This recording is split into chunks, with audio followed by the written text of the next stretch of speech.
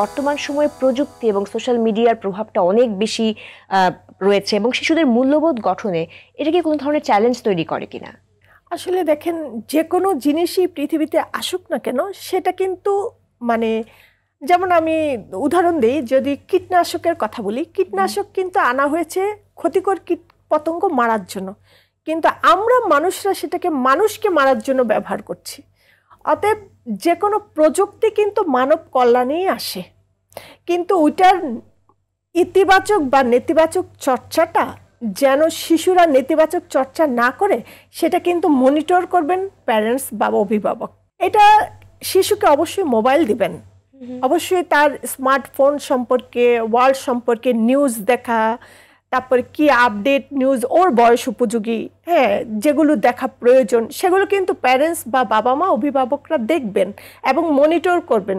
সময়ের মধ্যে আমরা খেলাধুলার যদি বিনোদনের সেরকম জায়গা থাকে সে যাবে, কিন্তু যদি আমরা মোবাইল দিয়েও থাকি কিন্তু বাবা মা সেটাকে যদি মানে মনিটর করেন, তাহলে আমার মনে হয় না তারা কোনো নেতিবাচক প্রভাব শিশুদের উপর পড়তে পারে, কারণ এই প্রযুক্তিগুলো শিশুদের জানা অনেক জরুরি।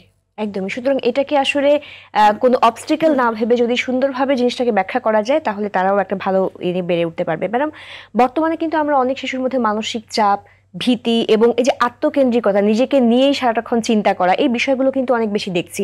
নৈতিক মূল্যবোধের চর্চা কিভাবে তাদের এই যে মানসিক স্থিতিশীলতা বজায় রাখতে সহায়তা করতে পারে?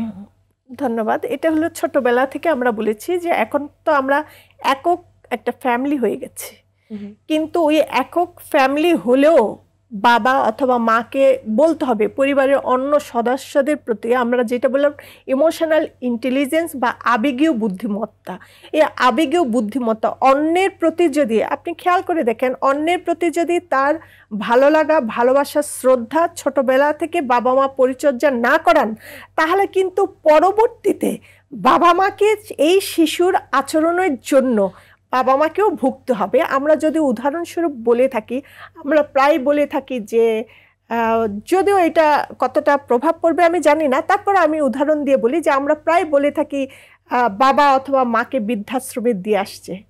আপনি একটু খেয়াল করে দেখেন, আমরা বলেছি দিস ইজ এ প্রসেস বা প্রক্রিয়া। আমরা ছোটবেলায় ওই গর্ভে থাকা অবস্থায় ছোটবেলায় আমি আমার শিশুকে নৈতিকতাটার কতটুকু তাকে বীজ তার উপরে ভিতরে দিতে পেরেছে। আমি বলেছি আইকিউ আর সামাজিক দক্ষতা দুটো কিন্তু এক জিনিস না। আইকিউ সে পৃথিবী থেকে বা স্রষ্টা থেকে নিয়ে আসতে পারে, কিন্তু সামাজিক দক্ষতা, মূল্যবোধ আমরা শিখাই। অতএব শিশুর এই চর্চাগুলো করতে হবে। আমরা যেটাই বলি না কেন, আজকে বৃদ্ধাশ্রম তৈরি হয়েছে, এটা আমাদের কাম্য নয়, আমরা এই ধরনের চাই না। আমরা চাই আমাদের বাবা মা আমাদের সাথেই থাকবেন, আমরাও তো বাবা মা।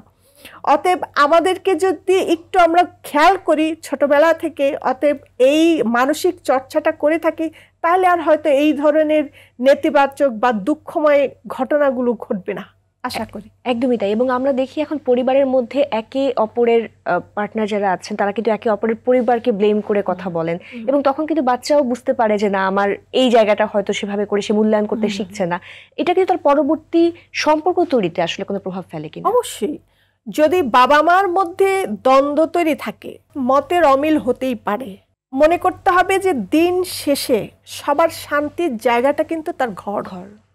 এবং একজন ছেলে হোক, স্বামী স্ত্রী, স্বামীর পরিবারকে যদি স্ত্রী মূল্যায়ন করে, স্বামীও যদি স্ত্রীর পরিবারকে মূল্যায়ন করে, তাহলে কিন্তু একজন ছেলে যদি তার স্ত্রীকে সব জায়গায় অপমান অপদস্থ করে, তাহলে দিন শেষে তার পরিবারের যে ভাই বোনরা আছে একটা সময় তারাও কিন্তু তার স্ত্রীকে অপমান অপদস্থ করবে।